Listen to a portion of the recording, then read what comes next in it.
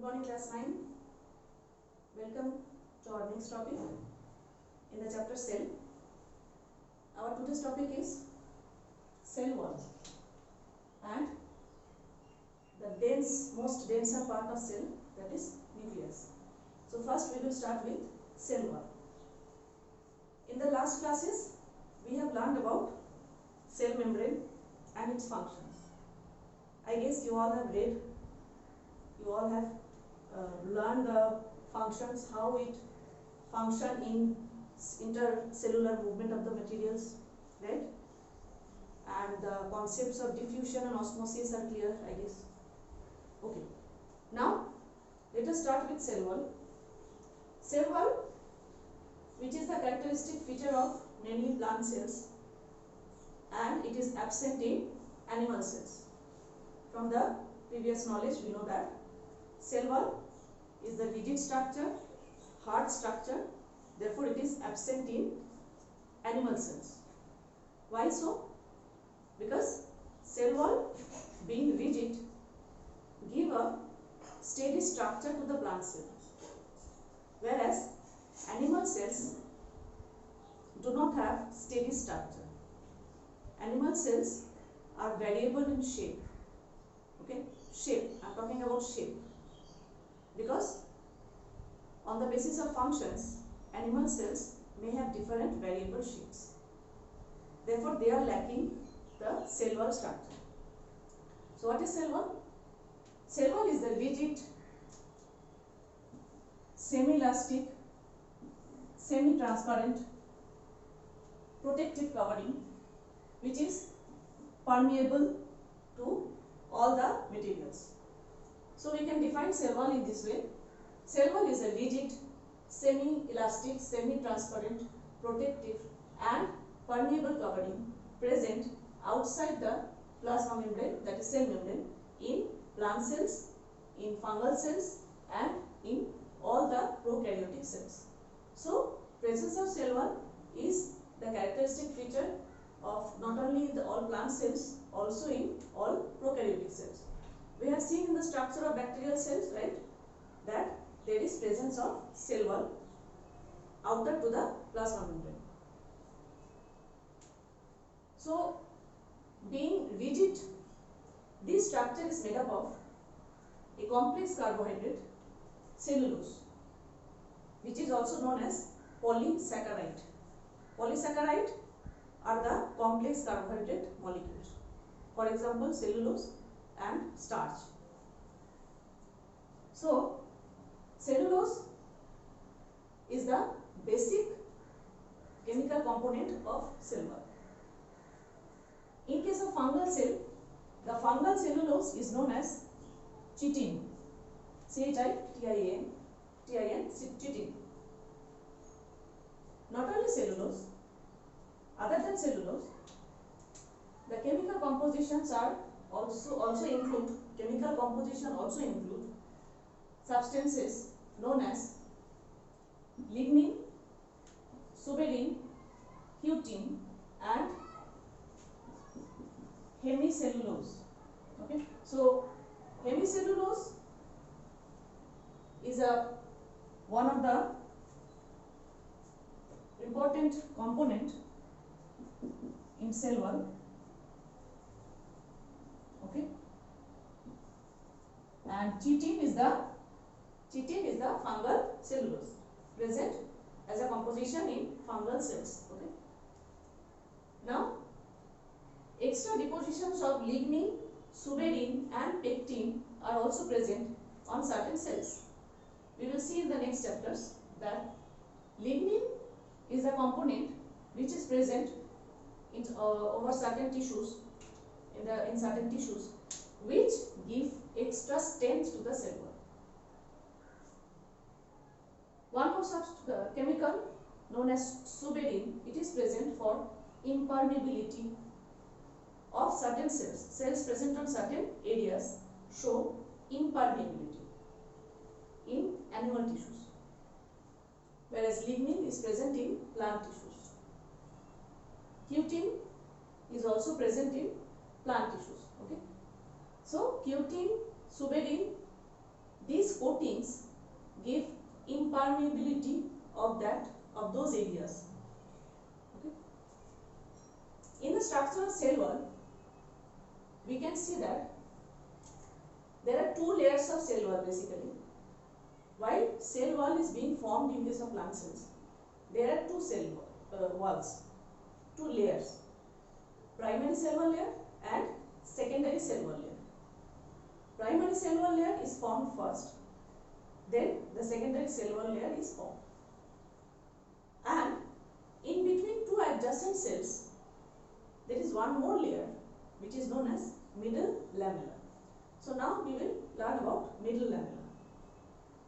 Let us erase this part.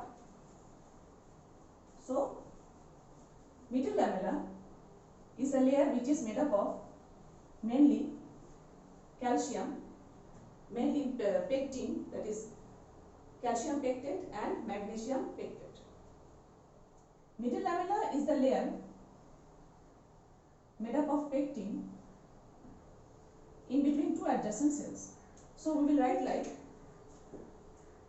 please open your copies and write down whatever written here. Now you write about middle lamella. Middle lamella is the layer of pectin present in between cell wall of two adjacent cells. So middle lamella is the layer which is present between the adjacent cells.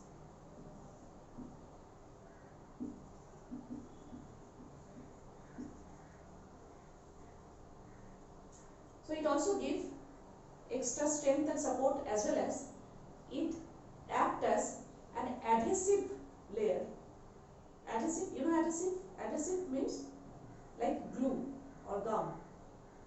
So middle lamella acts as an adhesive layer between the cells, adjacent cells. So here is, I have drawn a single cell here to make you understand. This is the, for this cell, this is the primary cell wall layer.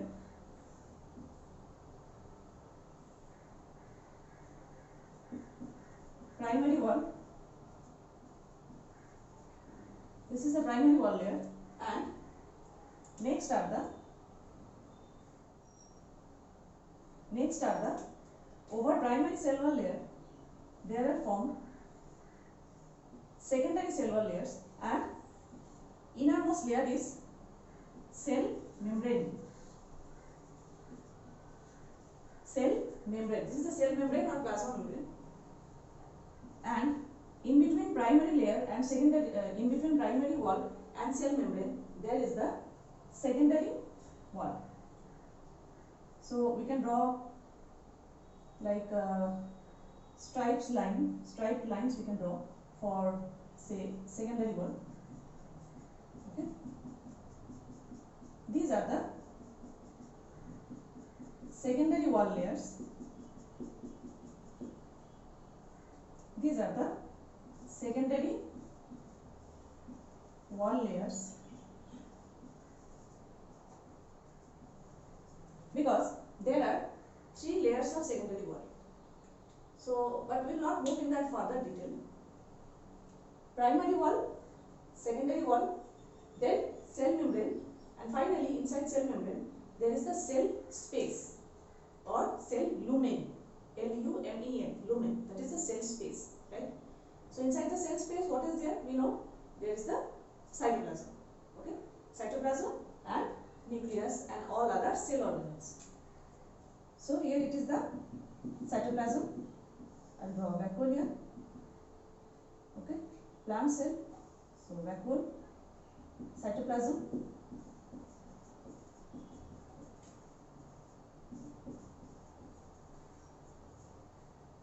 and middle lamella, as it is.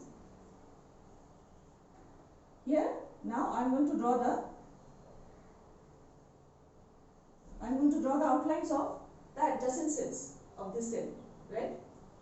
So 1, 2, 3, 4, 5, 6. Okay, say because it's a hexagonal shape, therefore there are 6 adjacent cells, right? I guess it is clear to you that middle lamella is the cementing layer. It is the, you can add here, it is the cementing layer made of pectin. Middle lamella is the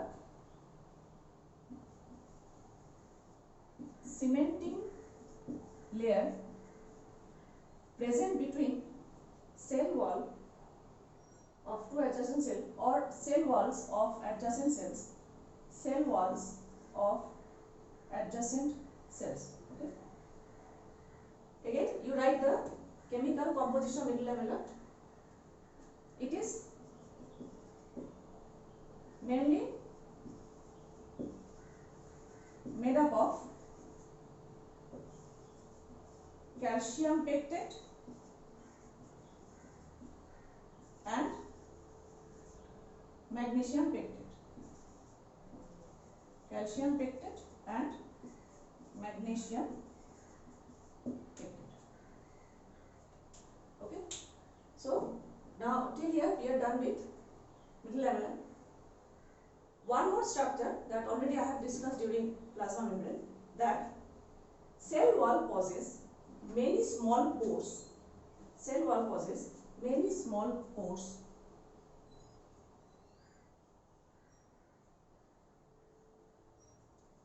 Cell wall possess many small pores through which adjacent cells are connected to each other. Such connection between the adjacent cells, such cytoplasmic connections between the adjacent cells are called, yes, and guess, you have read already, are called plasmodesmata, correct. Cytoplasmic connection between the adjacent cells is called plasmodesmata. Okay. So cell wall possesses many pores. Now I must tell you that during formation of cell wall, that is during formation the secondary wall layer over the primary wall, these pores are left due to the process of deposition of wall material. So in course of the process of cell wall formation, these pores are formed and finally they are transformed into cytoplasmic connections between the cells. They are known as plasmodesmata, which help in cell to cell movement of materials easily. Okay, fine. Now let us write what are the functions of cell wall in short. Please write down functions of cell wall. So being a rigid structure, of course cell wall gives the shape, a particular shape to the plant cells, which help in the turgidity of the cell, we can say, and it helps the plants so that they can stand erect and straight. So write down functions.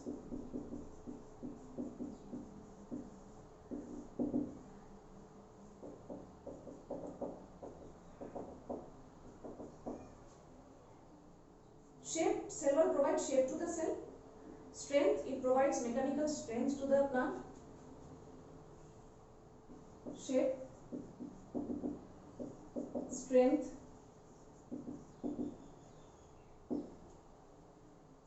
we will write further. Okay. Third is protection.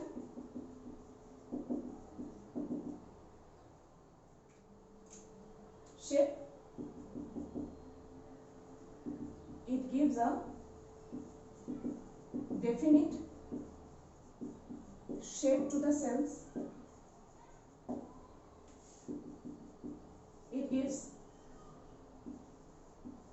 mechanical strength to the cell. Also it protect the plant cells, protect the plant cells against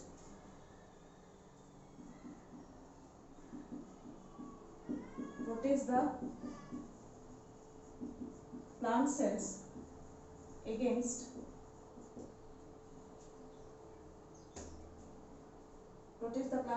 against pathogens and mechanical injury.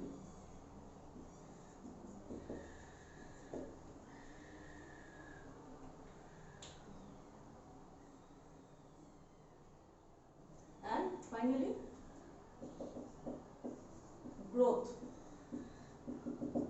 of the plant cell definitely depend on growth of the cell wall.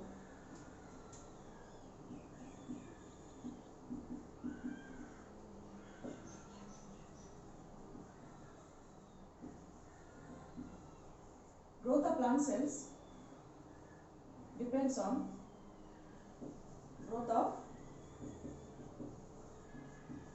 cell wall.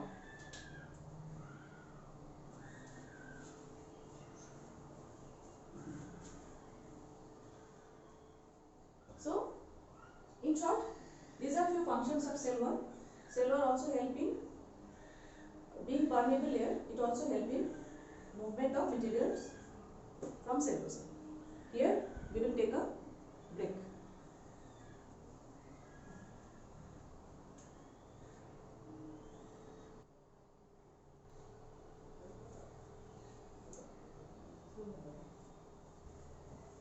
Okay, welcome back after the break.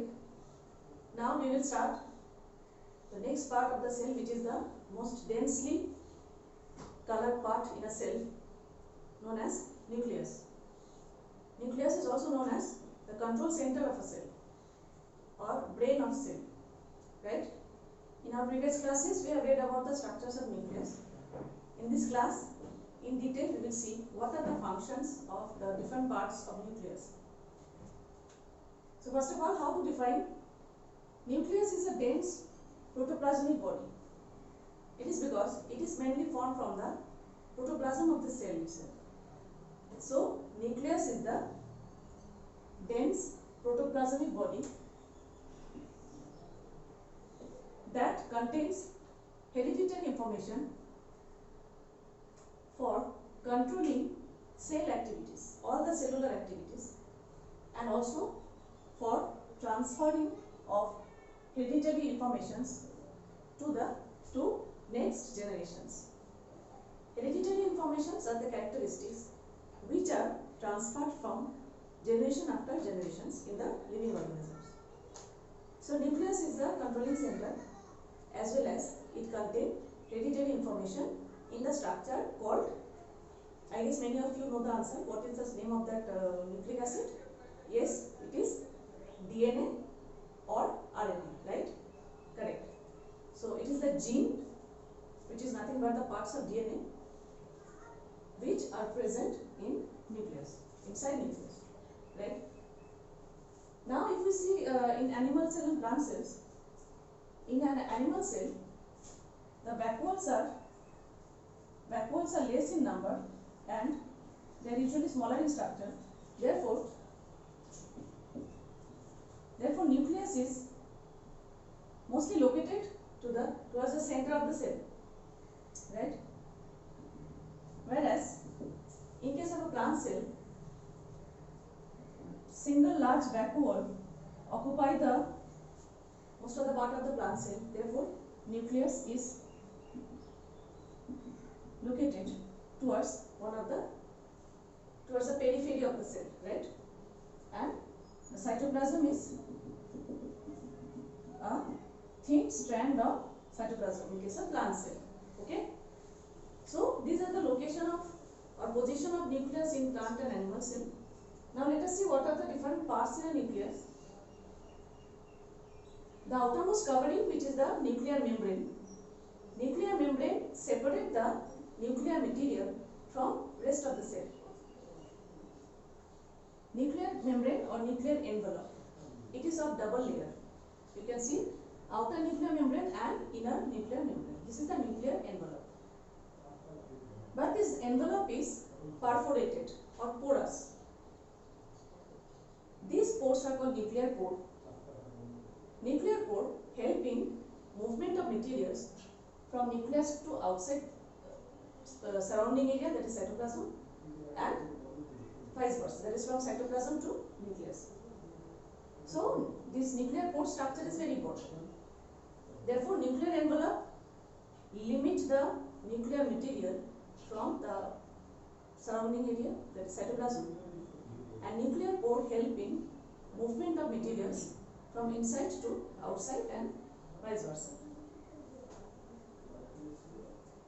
Next part is the nucleoplasm, which is nothing but a part of cytoplasm or protoplasm. Okay. Inside nucleoplasm, there are present the chromatin network. Chromatin network, which are basically formed from chromosomes, they are entangled mass of intertwined thread-like structures, that is chromosome. Therefore, in case of a usual cell, that is which is a non-dividing cell, under microscope, under electron microscope, we can see this chromatin network. But as soon the cell undergoes cell division phases, then this chromatin network arrange themselves. This chromatin network arrange themselves into distinct thread-like chromosomes. Okay, distinct thread-like chromosomes. So, when a cell undergoes cell division, then chromatin network arrange themselves into chromosomes. Chromosomes are the hereditary material which carry DNA, in other words, gene in them, right? Inside the nucleus, the most dense part is called nucleolus, which is mainly made up of RNA and protein, and it is the site of ribosome synthesis in a cell. Nucleolus is the site of ribosome synthesis in a cell. Okay, so these are the four parts, distinct parts in a nucleus. Therefore, this nuclear envelope remain attached to the endoplasmic reticulum and Golgi apparatus. Therefore, ribosomes may attach to this structure as well. Okay, so what are the functions of nucleus? Now we know it is the controlling center of the cell, and also it helps in ribosome synthesis, as well as it is carrying the hereditary material, that is gene, which help in transfer of hereditary information generation after generation. Okay, so we are today till here. Your homework is read this part and please write down the functions of nucleus. Okay, your homework, I repeat, write down the functions of nucleus. In the next class, we will read in much detail about chromosomes. Okay, thank you till then.